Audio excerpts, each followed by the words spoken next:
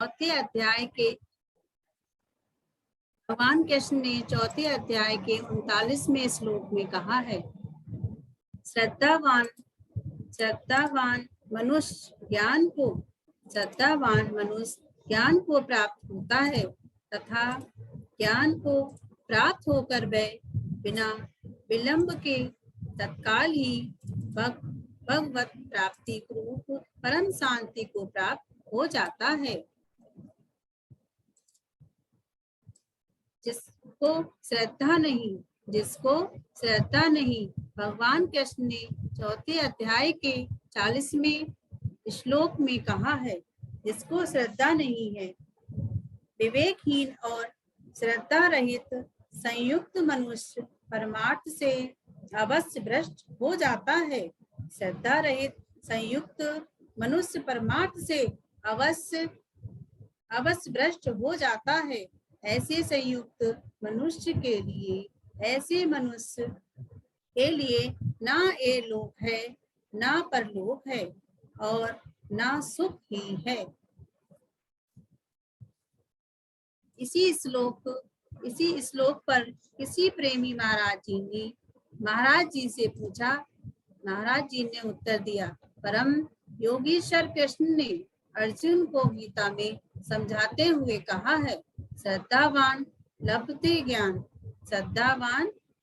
ज्ञान अर्थात श्रद्धावान को ज्ञान की प्राप्ति होती है। क्या आप निर्णय करेंगे कि यह सच्ची श्रद्धा क्या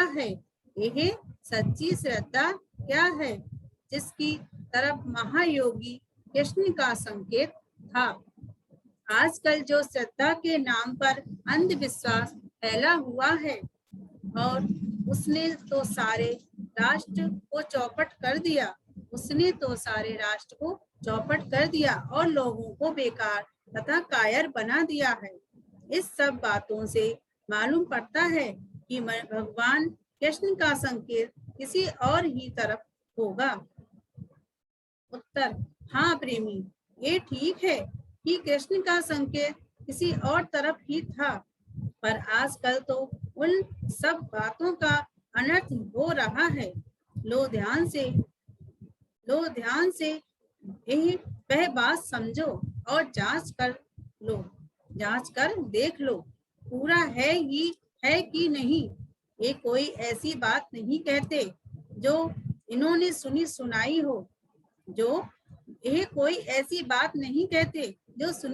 हो।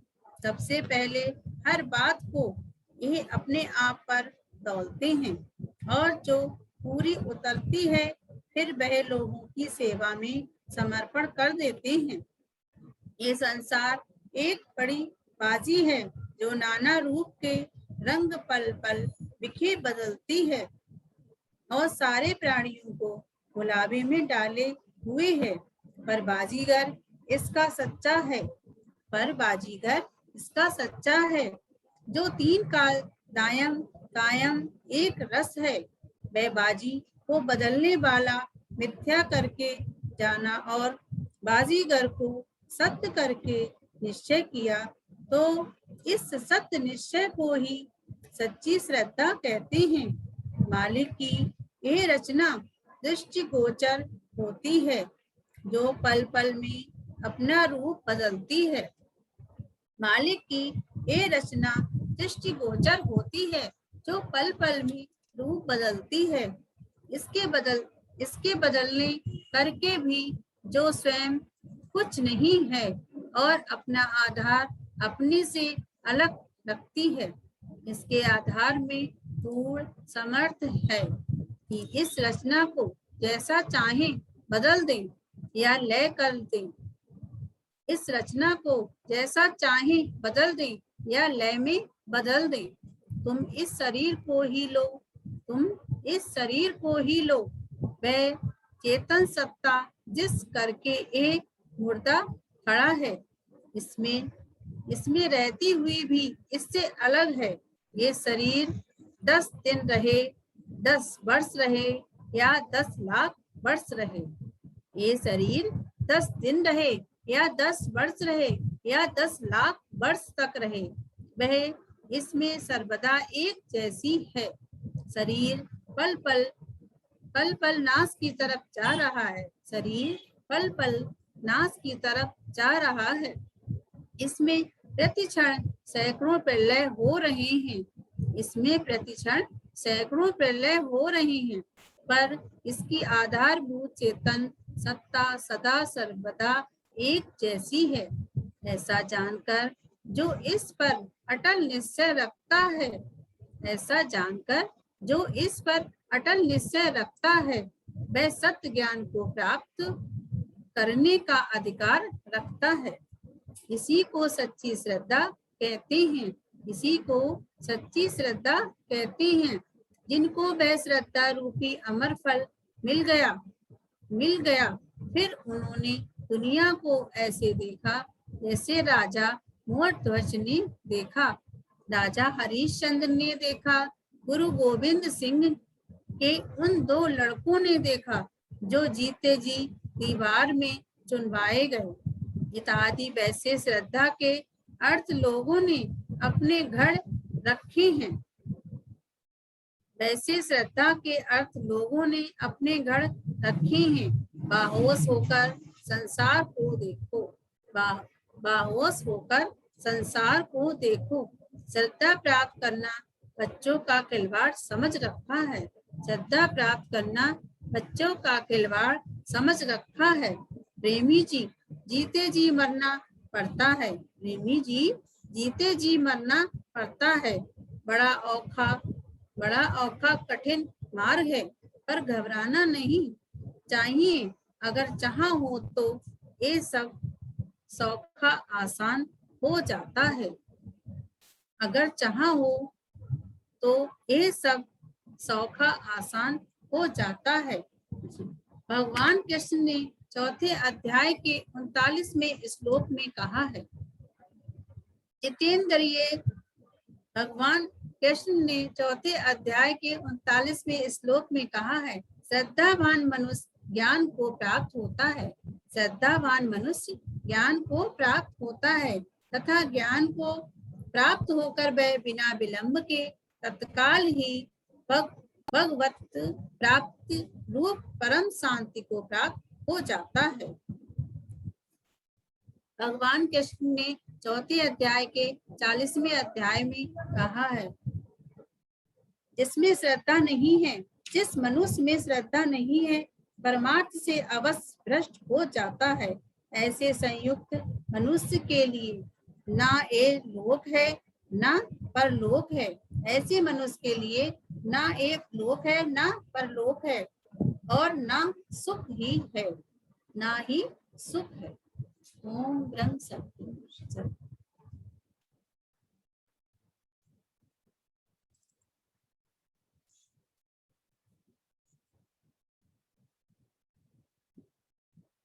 ओम ब्रह्म सत्यम। जिस प्रकार आज कृष्ण भगवान जी की जन्माष्टमी है, कृष्ण जी का जन्म हुआ है, कृष्ण भगवान जी का आज के दिन जन्म हुआ था। विचार करें कि ऐसे सत्पुरुषों के जन्म क्यों हुआ करते हैं, कैसे आते हैं। कभी रामचंद्र जी आए, अभी हमने श्रवण किया जैसे गुरु गोविंद सिंह जी आए। इतने सत्पुरुष क्यों आते हैं, महात्मा मंगत राम जी आए, क्यों आते हैं। कृष्ण भगवान का जन्म द्वापर युग में हुआ था। तब धरती पे बहुत ही अत्याचार हो रहे थे, बहुत ज्यादा अत्याचार हो रहे थे। तो महाराज जी यहाँ पर हम कहते हैं कि द्वापर युग में जब धरती पर अत्याचारों का बोझ बहुत ज्यादा बढ़ गया था, सारे लोगों के ऊपर बहुत अत्याचार होने लग गया था, तब क्या हुआ, भगवान विष्णु जी ने कृष्ण का अवतार लेकर पंच आदि दुष्टों का संहार करने की किया। और महाभारत में भी, महाभारत के युद्ध में गीता का उपदेश कृष्ण भगवान ने दिया अर्जुन को। तो महाराज जी ने, कृष्ण ने क्या उपदेश दिया था गीता में। गीता में उन्होंने कहा था, यदा यदा हि धर्मस्य ग्लानिर्भवति भारत अभ्युत्थानं धर्मस्य तदात्मानं सृजाम्यहम्। यही बात महाराज जी ने भी कही है। महाराज जी ने कही है, सत का मंडन है पाखंड खंडन सतपुरुष जग आए, पाप विखाद का नाश करन ते, केते दुख उठाए। सत का मंडन पाखंड खंडन सत पुरुष जग आए, पाप विखाद का नाश करन ते, केते दुख उठाए। जब जब मानवता असूलों से पतित होने लगती है, यानी रजोगुण तमोगुण का जोर बढ़ने लगता है, तब कोई अवतारी पुरुष ही आ जाया करते हैं। बैठे हुए वे चाहे कहीं भी हों, कहीं भी वो सत्पुरुष बैठे हों, उनकी आवाज सारे कुर्रा हवाई में फैलकर खुद ब खुद सतोगुणी जीवों के अंदर जज्ब हो जाया करती है, और दीगर सब जीवों की भलाई उनके द्वारा होती है। जो महाराज जी यहाँ कह रहे हैं कि जब जब मानवता पतित होने लगती है, जब जब इंसान गलत कर्म करने लगता है, दूसरों को दुख देने लगता है, तब तब सत्पुरुषों को जन्म लेना ही पड़ता है। महाराज जी की वाणी में भी आता है, ब्रह्मा विष्णु महेश्वर सब ही संत स्वरूप, मंगत गुरमुख साधु आया, धरना सायन का रूप। ब्रह्मा विष्णु महेश्वर सभी संत स्वरूप, मंगत गुरमुख साधु आया, धरना सायन का रूप। जिस प्रकार विष्णु भगवान कृष्ण अवतार में आए, उसी प्रकार विष्णु भगवान राम अवतार में भी आए, उसी प्रकार महाराज मंगत राम जी के रूप में भी आए हैं। महाराज मंगत राम जी भी कृष्ण के अवतार ही थे। एक बार महाराज जी से किसी ने प्रश्न किया, महाराज जी श्री कृष्ण भगवान के दर्शन कैसे प्राप्त हों? महाराज जी से प्रश्न करते हैं प्रेमी, देखिए कैसे कैसे प्रश्न किया करते। महाराज जी श्री कृष्ण भगवान के दर्शन कैसे प्राप्त हों? प्रेमी, महाराज जी कहते हैं, प्रेमी जो हाजिर यानी अभी तुम्हारे सामने वर्तमान कृष्ण कह रहे हैं यह तो सुन लो। महाराज जी कहते हैं कि जो आपके सामने कृष्ण भगवान अभी बैठे हुए हैं, उनके लिए तो आप सुनो वो क्या कह रहे हैं, क्योंकि जो सत्पुरुषों की बात मानना ही उनकी रिस्पेक्ट करना होता है, उनको मानना ही भगवान को मानना है। सत्पुरुष कृष्ण भगवान जी भी आए हैं, श्री रामचंद्र जी भी आए हैं, और महात्मा मंगत राम जी भी आए हैं। इस युग में महात्मा मंगत राम जी आए हैं कि हम लोगों को आसान सी भाषा में समझा रहे हैं कि देखो कृष्ण भगवान आए हैं, तुम कृष्ण की बात मानो। किस प्रकार कृष्ण की बात मानो? जो उन्होंने कही हुई है गीता में, जो लिखा हुआ है उसके अनुरूप अपना जीवन दिखाओ। महाराज जी कहते हैं, महाराज जी के एक प्रेमी थे, उनका एक दृष्टांत आप सबके सम्मुख रखने जा रही हूँ। महाराज जी के एक प्रेमी थे, बरेली के प्रेमी वो थे, वो कृष्ण भक्त थे, और वो कृष्ण भक्त थे और हर वक्त कृष्ण के दर्शन ही करना चाहते थे। उनके मन में एक ही इच्छा थी कि मुझे किसी प्रकार कृष्ण भगवान के दर्शन हो जाए। कभी भी वो कहीं भी जाते थे तो यही कहते थे, कोई सत्पुरुष उनको मिलता था तो वो उनका एक ही प्रश्न हुआ करता था कि क्या मैं कृष्ण के दर्शन, आप क्या मुझे कृष्ण के दर्शन करवा सकते हैं? कृष्ण के दर्शन मुझे किस प्रकार हो सकते हैं? तो महाराज जी के उन जो प्रेमी थे उनका नाम था हकीम भीमसेन जी, जो कि बरेली निवासी ही थे। तो उनके लिए जो है आज मैं आप सबके सम्मुख वो दृष्टांत रखने जा रही हूँ। गुरुदेव ने भगवान कृष्ण के रूप में दर्शन दिए। अब देखिए, जैसे श्रद्धावान लभते ज्ञानम, तो वाकई वो उनकी श्रद्धा को देखते हुए ईश्वर ने किस प्रकार उनको कृष्ण रूप में ही दर्शन दिए। अगर हम उनको कृष्ण रूप में, महात्मा मंगत राम जी को कृष्ण रूप में जाने तो वो हमें कृष्ण रूप में दिखेंगे, यदि हम उन्हें राम रूप जाने तो वो राम दिखेंगे। जिस प्रकार हम ईश्वर को जानते हैं उसी प्रकार वो हमें मिलते हैं, बस श्रद्धा होनी चाहिए। हकीम भीमसेन जी बरेली निवासी एक श्रद्धावान प्रेमी कृष्ण उपासक थे। हर वक्त मंदिर में भजन कीर्तन और सत्संग करने में बड़ी रुचि रखते थे। बहुत सारे प्रेमी हम लोग ऐसे होते हैं, बहुत सारे जने होते हैं, हर वक्त मंदिर में भजन कीर्तन और सत्संग करने में बड़ी रुचि रखते थे। किसी संत महात्मा के पास जाते तो यही प्रार्थना करते थे कि ऐसी कृपा करें जिससे कि भगवान कृष्ण के दर्शन हो जाएं। बस एक ही प्रार्थना, एक ही धुन कि मुझे कृष्ण के दर्शन हो जाएं। सत्पुरुष महाराज मंगत राम जी ने उनको स्वयं भगवान कृष्ण की मूर्ति बनकर दर्शन दिए और उनकी इच्छा पूर्ति की।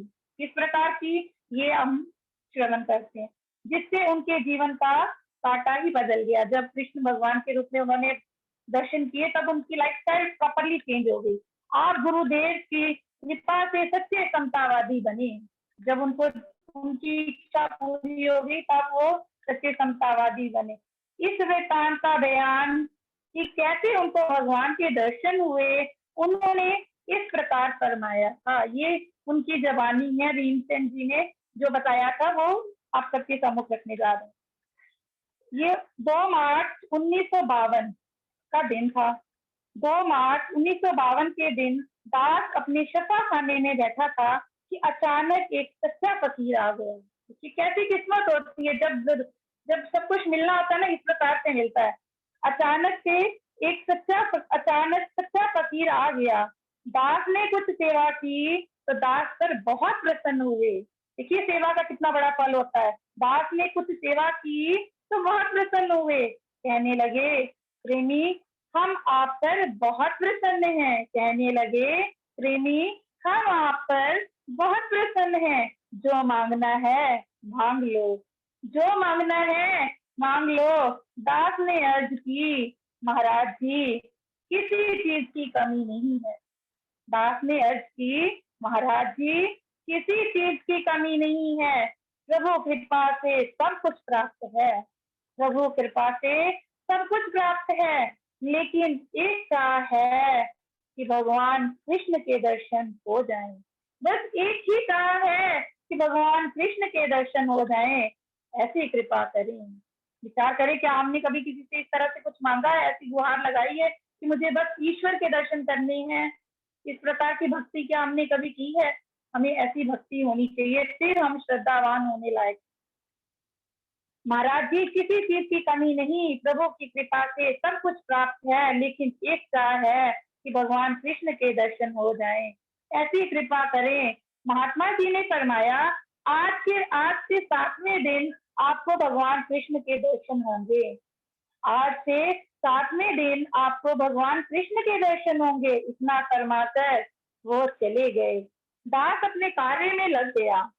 9 मार्च 1952 शाम के समय दास जब रोगियों को देख रहा था, एक प्रेमी जिसको दास नहीं जानता था, विचार करने योग्य बात है, जिसको जानते भी नहीं थे उनके क्लिनिक में कौन आ रहा है, एक प्रेमी जिसको दास नहीं जानता था, डिस्पेंसरी में पधारे और फरमाने लगे, पंडित राधे श्याम की बगीची में एक महात्मा पधारे हैं। पंडित राधे श्याम की बगीची में एक महात्मा पधारे हैं और आपको याद किया है। दूसरे दिन सुबह दास शंकर के मंदिर में और मोहल्ले के प्रेमियों के साथ सत्संग कर रहा था। दूसरे दिन सुबह दास यानी भीमसेन जी शंकर के मंदिर में और मोहल्ले के प्रेमियों के साथ सत्संग कर रहा था। तब 7:30 बजे सत्संग समाप्त हुआ तो दास ने सब संगत से प्रार्थना की कि पंडित राधे श्याम की बगीची में एक महात्मा पधारे हैं। पंडित राधे श्याम की बगीची में एक महात्मा पधारे हैं। सब प्रेमियों और माताओं ने कहा कि चलेंगे। सारे तैयार हो गए। जब हमें पता लगता है कहीं महात्मा जी आए हैं तो हम फटाफट तैयार हो जाते हैं। स्पेशली जो सत्संग सुनते हैं उनके मन में तो कहीं ना कहीं भाव रहता ही है कि हमें सत्पुरुष के दर्शन हो जाएंगे, कोई ना कोई हमें सत्पुरुष अवश्य ही मिलेंगे जो कि हमारा मार्गदर्शन करेंगे। तो उनको भी तभी करते हैं। तो प्रेमियों और माताओं ने कहा कि चलेंगे, और जगह दूर होने की वजह से सबने रिक्शे किए। वो राधे श्याम की बगीची वो मंदिर से थोड़ी दूर थी, तो इसीलिए सबने रिक्शे कर लिए। हमने हमें से किसी ने पहले महाराज जी के दर्शन नहीं किए थे। देखिए, किसी को पता ही नहीं कौन है महाराज जी, किसी ने दर्शन नहीं किए हुए थे, लेकिन हृदय में एक ऐसी कशिश थी कि जल्दी महाराज के दर्शन हो। कैसी कशिश होती है सत्पुरुषों की कि जल्दी से जल्दी जाकर उनको मिलें। दास के ससुर बाबू मंगल नयन जी और बाबू आत्मा राम जी मेरे साधु थे। उन्होंने महात्मा मंगत राम जी के दर्शन किए हुए थे। उन्होंने उन्होंने एक दिन कहा था कि आत्मा राम जी के गुरु महात्मा मंगत राम जी हैं, उच्च कोटि के संत हैं। पर भीमसेन जी ने ये बात सुनी हुई थी कि उच्च कोटि के संत हैं महात्मा मंगत राम जी, उनसे मिले आपको बहुत लाभ होगा, उनसे मिले आपको बहुत लाभ होगा। तो दास ने आत्मा राम जी को पत्र डाला हुआ था कि महात्मा जी से कहें बरेली दर्शन दें। उन्होंने जवाब दिया था कि महाराज जी हल्द्वानी में हैं। उन्होंने जवाब दिया था कि महाराज जी हल्द्वानी में हैं, लेकिन दास हल्द्वानी ना पहुंच सका। देखिए, वो पहुंच नहीं पाए। पर कितने कृपालु होते हैं ना संत पुरुष, हृदय की बात जान जाते हैं। यूं ही नहीं महाराज जी कहते थे इनको हृदय में देखो, नहीं, हृदय की बात जान जाते हैं। तो इसीलिए वो बरेली पहुंचे। वो नहीं कहते तो खुद ही वो पहुंचे। और ना मैं इससे पहले हल्द्वानी कभी गया था। खैर, सतगुरु की परम कृपालुता से आज हम लोग दर्शन के लिए राधे श्याम की बगीची में जा रहे थे। ये स्थान शिवाजी मार्ग से 6 किलोमीटर दूर था। यह स्थान शिवाजी मार्ग से 6 किलोमीटर दूर था। रास्ते में दास ने विचार किया कि तब मानूंगा अगर मुझे कृष्ण के रूप में दर्शन देंगे। अपने मन में उनके विचार यही आ रहा था कि मैं उनको सत्पुरुष तब ही मानूंगा जब मुझे कृष्ण के रूप में दर्शन देंगे। बाकी प्रेमी तो जल्दी जल्दी गेट के अंदर चले गए। दास सबसे पीछे था। बाकी प्रेमी तो जल्दी जल्दी गेट से अंदर चले गए। दास सबसे पीछे था। जब गेट पर पहुंचा तो क्या देखा कि भगवान कृष्ण की बहुत बड़ी मूर्ति सामने खड़ी है। जब गेट पर पहुंचा तो क्या देखा कि भगवान कृष्ण की बहुत बड़ी मूर्ति सामने खड़ी है, जिसकी सीमा नहीं है। गेट पे जब वो पहुंचे तो देखते बहुत बड़ी, इतनी बड़ी मूर्ति जिसकी कोई लिमिटलेस, आप कह सकते हैं, सीमा ही ना हो, जिसकी बहुत बड़ी मूर्ति उनको दिख रही होती है। वो एक मुझे याद आ रहा है कि एक रामायण में आती है लाइन, जाती रही भावना जैसी प्रभु मूरत देखी तिन तैसी, जाती रही भावना जैसी प्रभु मूरत देखी तिन तैसी। अब सच्ची मुक्ति के ईश्वर सामने हो और वो जैसी भावना हम लेके जाएं और वो उस तरह से दर्शन ना दे, ये तो असंभव सी बात है। इसीलिए महाराज जी जब वो भीमसेन जी पहुंचते हैं गेट पे तो उनको भगवान कृष्ण की बहुत बड़ी मूर्ति दिखती है, जिसकी कोई सीमा ही नहीं। दास हृदय में हैरान था। विचार करने योग्य। अपने मन में अगर हम सोचे कैसा लगे अगर हम कुछ सोच रहे हो और उसी प्रकार हमें ईश्वर के दर्शन हो रहे हो। दास हृदय में हैरान था। इतनी बड़ी मूर्ति अभी तक जीवन में नहीं देखी। लेकिन दास आगे बढ़ता गया, बढ़ता गया, बढ़ता गया। आगे वो बढ़ते गए। जो जो वो आगे बढ़ते गए, त्यों त्यों वो मूर्ति लोप होती जा रही थी, धीरे धीरे वापस जा रही थी। जब नजदीक पहुंचा, जब वो पहुंचे तो क्या देखा, वहां कोई मूर्ति नहीं थी।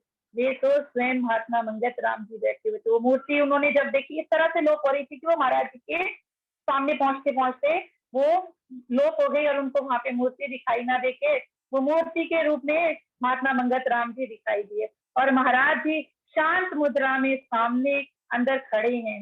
एकदम महाराज जी शांत बैठे हैं, कोई जवाब नहीं दे रहे हैं। इस प्रकार भगवान कृष्ण के दर्शन हुए। देखिए महाराज जी ने कितनी कृपा की और उनको कृष्ण जिसको जो चाहता है, जैसे वो चाहते हैं वैसे ही उनको दर्शन हो गए। कृष्ण भगवान के दर्शन हो गए। एक बार किसी प्रेमी ने महाराज जी से पूछा, महाराज जी क्या मैं कृष्ण बन सकता हूँ? हर कोई कृष्ण बनना चाहता है, कौन नहीं कृष्ण बनना चाहेगा? जितने भी साधक हैं उनकी कोशिश किस लिए हम ईश्वर पूजा क्यों कर रहे हैं? कृष्ण बनने के लिए, कृष्ण में समाने के लिए, यानी ईश्वर में समाने के लिए ही तो कर रहे हैं। तो ये प्रश्न किसी प्रेमी ने पूछा, महाराज जी क्या मैं कृष्ण बन सकता हूँ? महाराज जी कहते हैं, क्यों नहीं प्रेमी, कृष्ण अपने स्वरूप को जानता था। कृष्ण अपने स्वरूप को जानता था। जब तू भी अपने स्वरूप को जान जाएगा तू भी कृष्ण बन जाएगा। कोई औखा काम नहीं है कृष्ण बनना। बस अपने स्वरूप को जानना ही है कि मैं कौन हूँ, मैं कहाँ से आया हूँ। अभी तो तू अपने स्वरूप से गाफिल है, तू भूला हुआ है अपने स्वरूप को। इसलिए ना तू अपनी जात को जानता है ना पहचानता है। कृष्ण बनने का सवाल ही नहीं उठता। तो महाराज जी कहते हैं, यदि तुम कृष्ण बनना चाहते हो, कृष्णमय होना चाहते हो, तो सबसे पहले अपने स्वरूप को जानो। बहुत जन्म बिछड़े थे माधो, ये जन्म तुम्हारे लेखे। अब तू ये जन्म ईश्वर के लेखे तो लगा। तू पहले सोच तो सही कि तू जीव है। जब जब तू सोचेगा कि तू जीव है, तब तब ही अपने स्वरूप को जान पाएगा। अपने स्वरूप को जानने के लिए सबसे पहले काम ही ये करना पड़ेगा कि मुझे अपने आप को जीव समझना पड़ेगा। मुझे अपने आप को बिछड़ा हुआ समझना पड़ेगा कि मैं अपने निज स्वरूप से बिछड़ा हुआ हूँ। और यदि हम ये बात अपने मन में बार बार मनन निध्यासन करते हैं और कोशिश करते हैं, तो तब ही हम ईश्वर को प्राप्त कर सकते हैं। एक बार महाराज जी से किसी ने पूछा, ईश्वर की प्राप्ति किस तरह हो सकती है, यानी कृष्ण की प्राप्ति। यहाँ पे हम ईश्वर को कृष्ण समझे, राम समझे, महात्मा मंगत राम जी समझे। ईश्वर की प्राप्ति किस तरह होती है? महाराज जी कहते हैं, गुरु की हिदायत को मानना, परोपकार यानी निष्काम सेवा करनी।